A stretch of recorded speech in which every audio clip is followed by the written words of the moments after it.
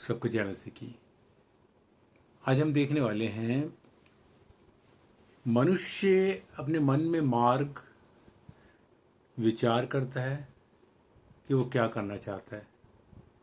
जैसे कि अगर हम देखते हैं नीति वचन उसका 16 अध्याय उसके 9 पद के अंदर, और वहाँ पे कुछ इस तरीके से लिखा है, मनुष्य मन में अपने मार्ग पर विचार करता है परंतु यहोवा ही उसके पैरों को स्थिर करता है।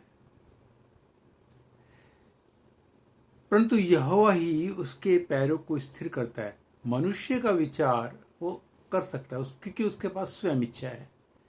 वो कई तरह की इच्छाओं को अपने अंदर रख सकता है, और सबसे भली बात यह है कि अगर वो उस विचार को परमात्मा के परमेश्वर के समीप लेकर जाए और उससे बातचीत करे, तो यहाँ पे हम बातें देख रहे हैं। इस बात पर जोर दिया गया है कि मनुष्य योजनाएं बनाते हैं लेकिन परमेश्वर ही नियंत्रण में लाता है। वो ही योजनाओं को बदल या निर्देशित कर सकता है। परमेश्वर की प्रभुता परिणाम को आकार देती है। हम यहाँ पे देखते हैं कि मनुष्य का हृदय उसके मार्ग की योजना बनाता है। मनुष्य का हृदय, परंतु परमेश्वर की प्रभुता परिणाम को आकार देती है, जो भी उसने विचार किया है।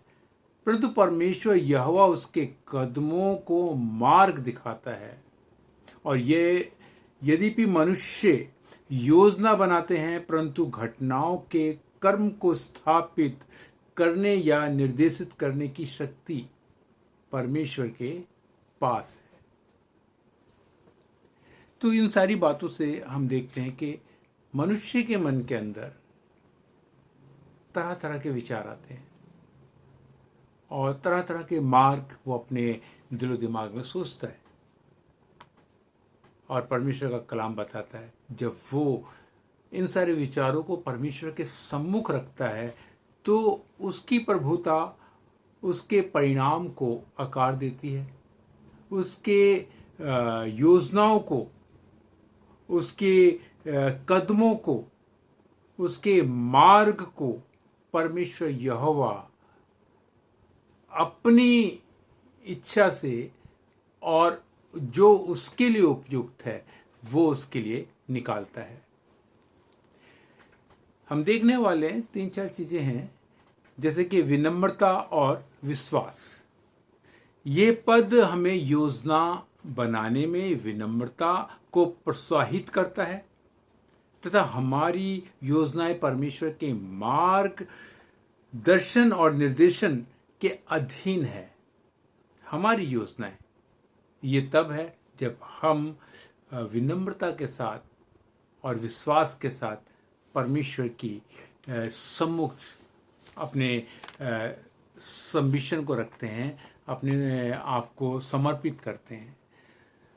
परमेश्वर की जो प्रभुता है हमें ये याद दिलाती है कि वह अपने उद्देश्यों के लिए हमारी योजनाओं को रद्द कर सकता है।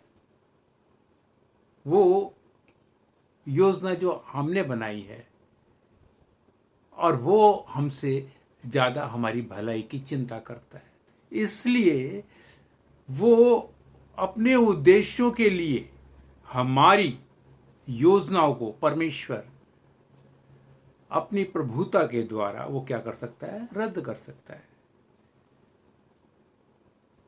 तीसरी बात, आशा और आश्वासन। ये आशा और आश्वासन प्रदान करता है कि भले ही हमारी योजनाएं अपेक्षा के अनुरूप ना हों, परंतु परमेश्वर की योजनाएं अंततः हमारे भले के लिए हैं। बड़ी गहरी गहरी बातें इस चीज़ को हम देख रहे हैं कि ये आशा और आश्वासन प्रदान करता है। कौन? परमेश्वर। कि भले ही हमारी योजनाएं अपेक्षा के अनुरूप ना हो, जो चीज हम सोच रहे हैं, परंतु परमेश्वर की योजनाएं अंततः हमारे भले के लिए हैं। ऐसी बहुत सी बातें हैं जिसमें मनुष्य अपने विचार से सोचता है और अपने एंगल से देखता है कि मैं ऐसा कर लूँगा तो आगे जाके मेरे लिए ये सब कुछ हो जाएगा, और वो कई तरीके की योजनाएं तैयार कर लेता है, मगर अगले ही पल कुछ और ऐसा हो जाता है जिसका उसको आभास भी नहीं होता। मगर हमारे परमेश्वर के हाथ में जो चीज़ें हैं, जो सृष्टि करता है, जो रचता है, वो इस बात को हमारे सामने रखता है कि मेरे सम्मुख तुम्हारे प्रति एक भलाई है, क्योंकि मेरे पास जो योजना है वो तुम्हारे भले के लिए है। और इस चीज के लिए हम देखते हैं, एक वचन है पुराने नियम के अंदर,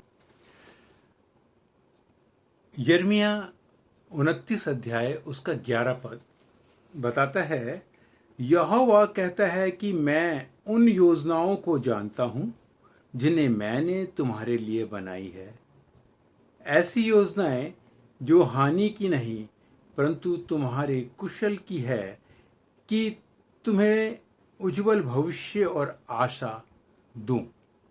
तो यहाँ पर हम देखते हैं परमेश्वर के पास जो योजनाएं हमारे लिए उसने रखी है।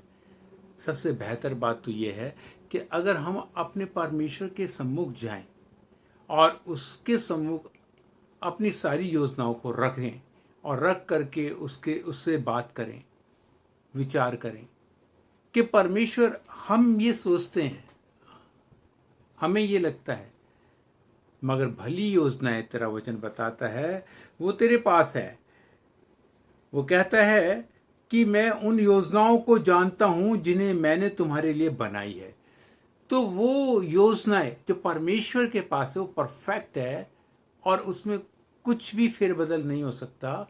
और वो योजनाएं हम मनुष्यों के लिए जो उस पर अपना ईमान रखते हैं, अपनी वफादारी के साथ उसके साथ चलते हैं, उसके आत्मा के चलाए चलते हैं, उनके लिए कहता उन योजनाओं को मैं जानता हूं, मैंने तुम्हारे लिए बनाई है।